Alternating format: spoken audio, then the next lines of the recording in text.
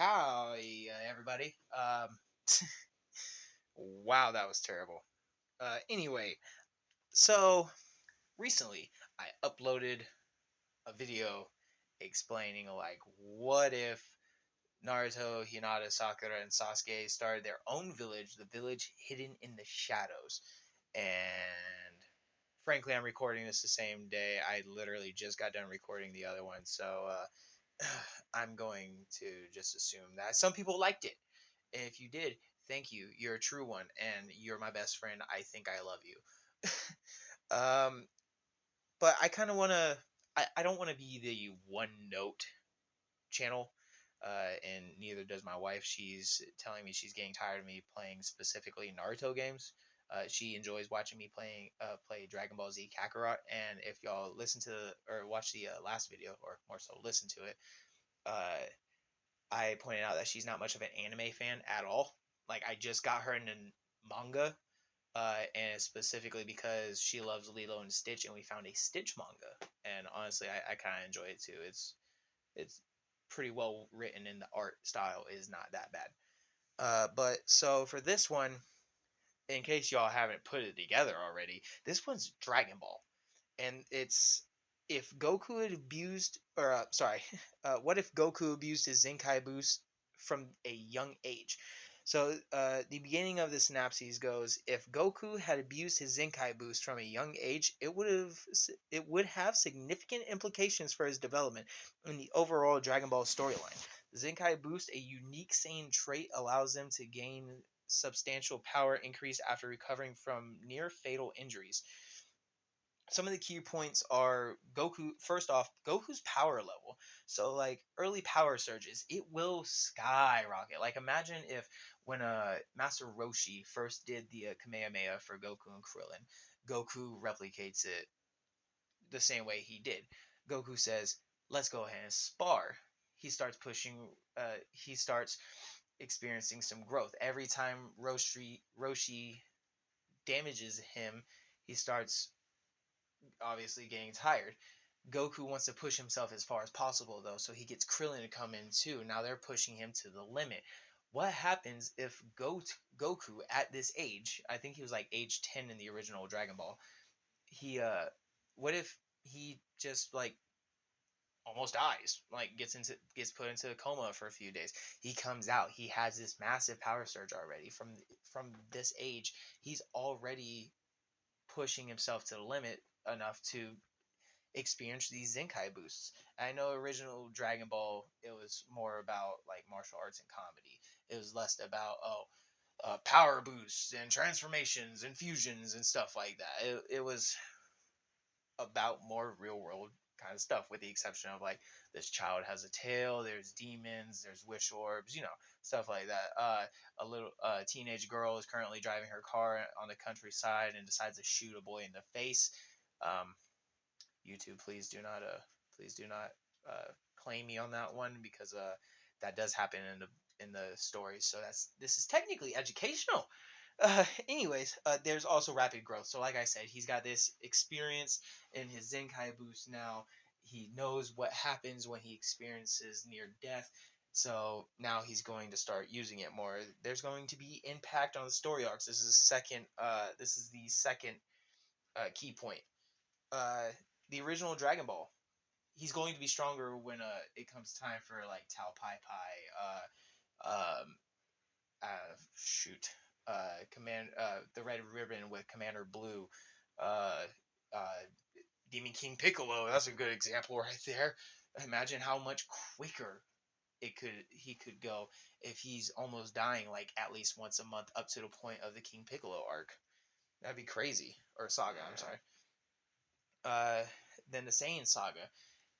Raditz comes down, tries to take Gohan, gets slapped in the face, head ends up coming flying off. I don't think Goku would like hit him that hard, but like, I mean, we saw what happened when Goku came back from a yard rat, and he went to pat Chi Chi on the shoulder, accidentally knocked her through a wall and hit a tree. By the way, I just want to point out, Chi Chi probably the strongest human. Krillin would not have survived that. Prove me wrong. Namek and Frieza saga. Um, this one, Frieza was leagues ahead of everybody. I don't think. Nah, Goku would probably still end up in the hospital personally after his fight with Vegeta and Nappa. Uh, he wouldn't die with Raditz, so that means he wouldn't be able to get the Kaioken and the he wouldn't be able to get the Kaioken and the Spirit Bomb from King Kai unless King Kai talks straight to Goku or Kami to like say, "Hey, bring him up here. I'll train him." And if that's the case, then yeah, of course, Goku would have all that plus the initial training, with it being his true body, not him being dead in his body. I don't know what it is about like Dragon Ball characters, but like when Goku unlocks Super Saiyan 3 and uses it against Super Buu, or not Super Buu, it was just Majin Buu, I think. Uh, he says like he runs out of Super Saiyan 3 significantly quicker than he does when he's dead. And that's more so because he's on timeline. I believe so. But nonetheless, he'd probably have better boosts in his strength via King Kai's training than when he was dead. Uh, I think he'd be able to still run the gauntlet with the Ginyu Force. It'd probably be much smoother, much quicker. Ginyu might still get a change off, but then again, Goku might be quick enough to finish it. And with that in mind, if Goku doesn't go to King Kai's planet, that means he can get more training in with the other Z fighters or the other Z warriors, including like Krillin and Shinhan, Yamcha. Maybe not Yamcha. I love Yamcha as a character. He's cool, but let's admit it, he's basically borderline useless through most of Dragon Ball Z. Um, and then of course with Gohan and Goku being Goku being pure Saiyan, Gohan being half Saiyan, they're going to get a boost automatically. And then Piccolo being there as well, Goku, Gohan, and Piccolo will most certainly still be the strongest, but they will probably be leagues ahead of where they were by the start of the Namek Saga. And being that if Goku does at least spend a little bit of time with King Kai before the Saiyan saga, he'll understand that like, hey, that gravity training on King Kai's planet really helped. Let's make a gravity chamber like just a part of the capsule core ship that Bulma flies. Oh wait, no, she doesn't fly a capsule core ship. She flies Kami's old ship. Uh, let's uh, let's go ahead and hop on here, do some gravity training, and get going better. So he probably run the ones with the Ginyu Force pretty easily. When it comes to Frieza, I think there's to be a significant gap uh, between Frieza and Goku, but Goku should still probably be able to hold his own decently well. Gohan, Krillin, no, they're still gonna die. I want them to die, preferably, specifically for. Oh wait, no, Gohan doesn't die. Krillin's definitely gonna die. I want Krillin to die specifically for the story. Uh, uh, Piccolo's gonna come back, still fused with Nail. He probably at that point Piccolo could probably still run the ones with actually Form 3 Frieza instead of just Form 2. But nonetheless, Goku's gonna have to be the one to step up as main character, primary pro tag. He's gonna have to step up to beat Frieza for future arcs like the Android Saga, Cell, Boo. Uh, so for Cell, I don't think Goku would know instant transmission. No, no, I still think Namek might end up getting blown up because, well, Frieza's kind of a sore loser. Um, so I want Goku to still land on Yardrat, learn instant transmission because that's kind of what saved everybody's life the first time around with Perfect Cell, and then Gohan finished him off when he came back around. With Boo, that's what saved Dinde and Mr. Satan. Mr. Satan being the one to like calm down to ask everybody for power from the Spirit Bomb, the Genki Dama. But of course, if Goku doesn't go to if he doesn't go to King Kai's planet, of course there is no point whatsoever for Mr. Satan to be there. In which case, I say let him die. But then again, I kind of like Mr. Satan. He's a great gag character. Dende, of course, they needed the Dragon Balls to bring back the Earth, so it only makes sense. Character development being the third key.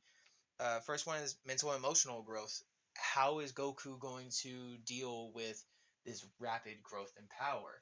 So, Master Roshi, under the guise of Jackie Chun, joined the first tournament that Goku and Krillin fought in to teach them both humility, to teach them that, hey, there will always be somebody stronger than you.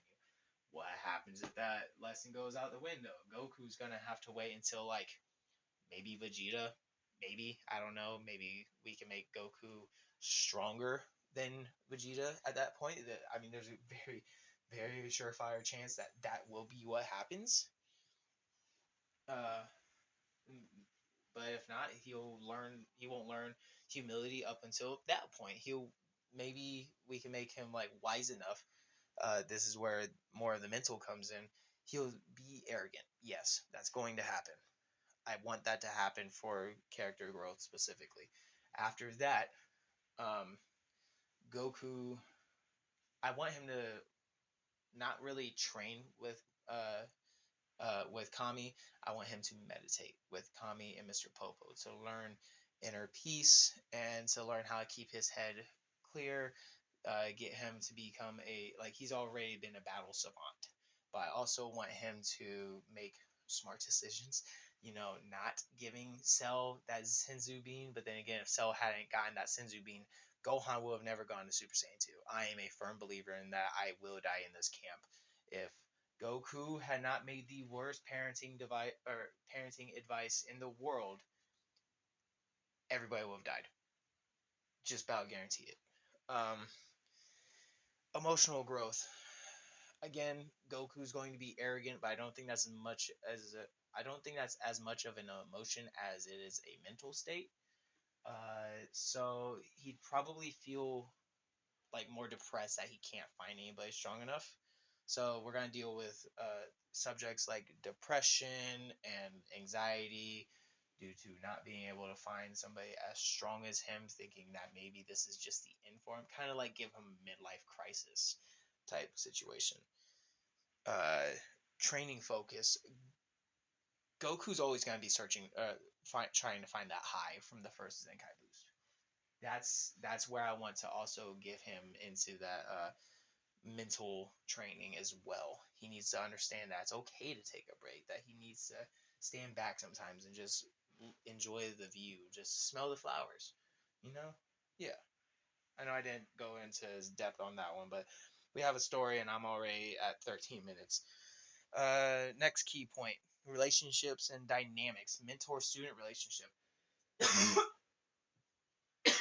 Ooh, sorry. I'll try to edit that out. Mentor and student relationship. So, Goku's gonna have to move on from Roshi significantly quicker. He's already overpowering Roshi. He's gonna get to Kami. He's gonna get to Master Korin. Sorry, skipped a trainer, a sensei. Uh, Goku's probably gonna get the Spirit Water right then and there. Uh, then he's gonna get up to Kami. There's a good chance he might put up a fight against Kami and he'll possibly win. I'm not entirely sure about that one. Mr. Popo though, I'm stealing it from a TFS.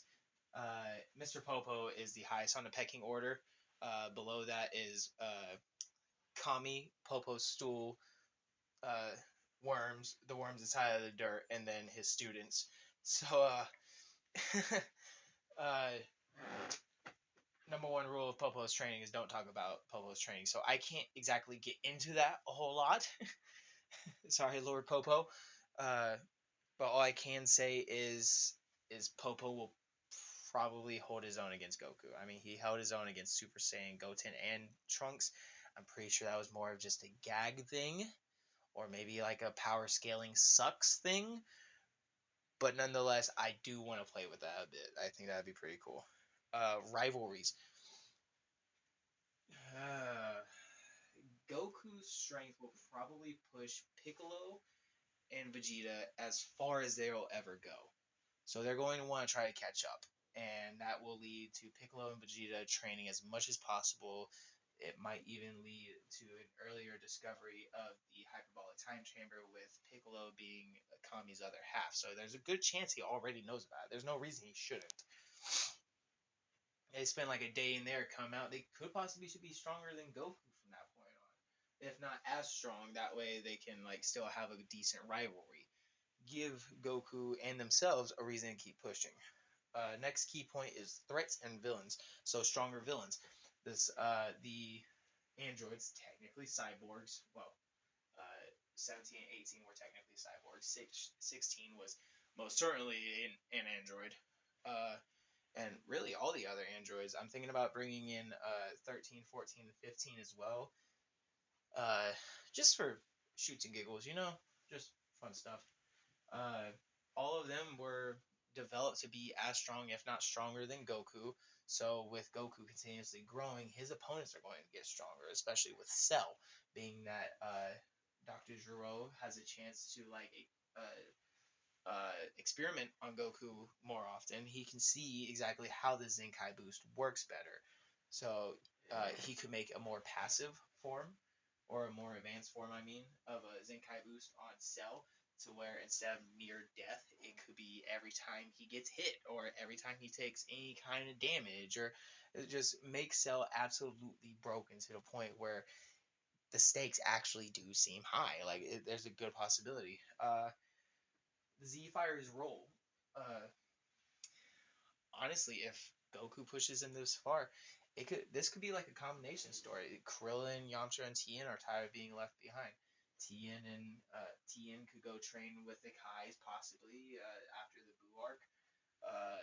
The other Yamcha and Krillin could probably be like, "Hey, let's go turn ourselves into androids," or something like that. Something that other people have already done that I kind of want to try to stay away from.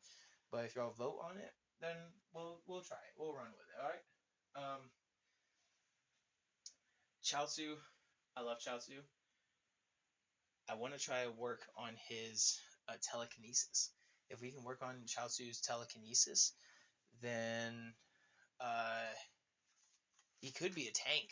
I'm just saying, not like he can take crazy amounts of damage, but like he could be crazy good support. With Tien, if Tien goes trains with the Kais, he will learn some form of magic, which means he will learn like paralysis and different forms of telekinesis. Uh, he could he could easily help Chaozu with paralyzing enemies. That could come in handy with the Cell Saga, or maybe the Buu Saga. Overall narrative, the power balance is going to be through the roof. There's no way any of this works out like it did in the original story. Goku is just broken. He knows how it works for all Saiyans now, which means Gohan has a chance to be significantly stronger. Vegeta and Piccolo are going to be pushing themselves even harder, so there's a good chance that they're going to be even stronger. And like I said, if the humans go about the training and the developments that I've already listed, everything could be amped up to whole different levels. Like by the end of Z, Goku, Vegeta, and Piccolo could already be at their super and superhero levels. Like it's possible. Shoot, Lord Beerus could come back, or could come around earlier when Goku unleashes Super Saiyan 3. That's if we stick to Super Saiyan 3. I don't want to. I think Super Saiyan 3 is kind of a useless form.